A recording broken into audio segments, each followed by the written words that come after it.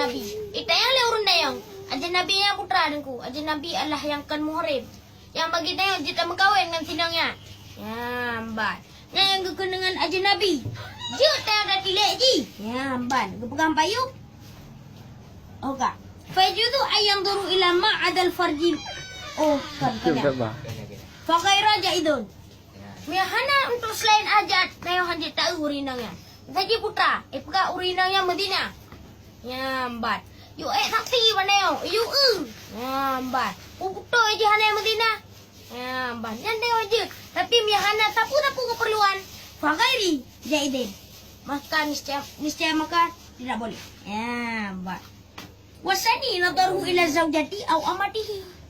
Tiliknya uragam kepada peremo. Ya, amban. Dan kepada lamiknya. Ya, amban. Fayajudu ayang tura ila ma'adal farji minhuma.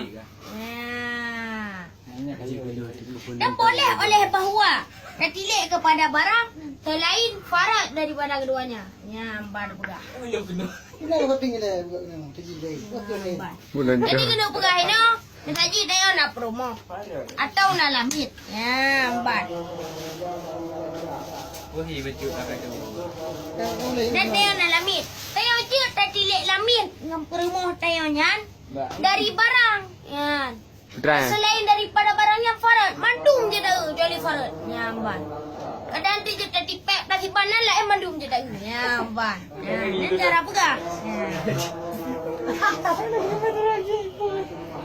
Dan nak dua apa pendapatnya tentang yo. Mainoh lagi syarah dalam bajuri. Ya, bang juga. Nak dua apa pendapat yang kepot. Bahwa hanya haram tak farad urina. Ya. Dan adalah pendapat yang lemah. Ya. Tapi pendapat yang tegak. Je tak farad urina. Tapi hukum ji makruh. Mia tengah masa kita yang dina putra dah pilih. Pasti urang pilih makruh. Anak dia acak ada harum.